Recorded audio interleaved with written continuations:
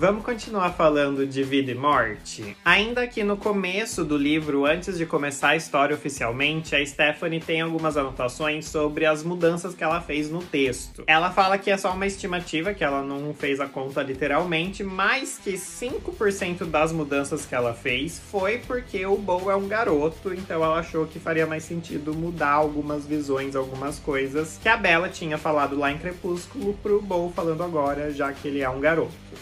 Outros 5% das mudanças ela falou que foi porque a personalidade do Bo foi se desenvolvendo de uma forma um pouco diferente conforme ela foi reescrevendo a história. Ela fala que ele tem um pouco mais de toque do que a Bella e que ele não se expressa com tantos floreios e não é tão irritado quanto a Bella sentia o tempo todo.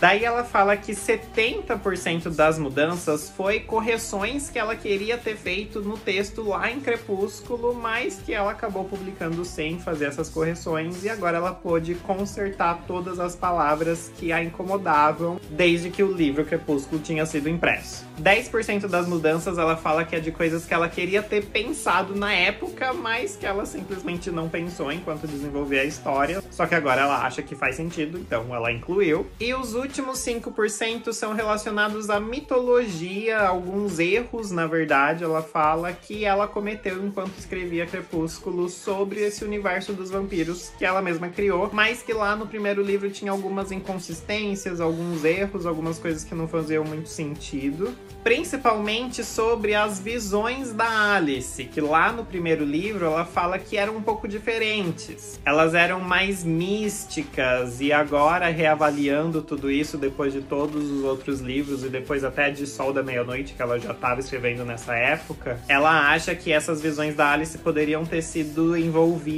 em situações nas quais não foi, então ela quis consertar isso, quis colocar isso nessa nova versão do livro. Então é isso, agora sim a gente finalizou essas anotações prévias da Stephanie antes de entrar realmente pra história. Mas eu já comecei a ler a história e já tô fazendo minhas anotações pra contar pra vocês essas diferenças que eu tô percebendo. Então fica ligado porque vai ter mais vídeos.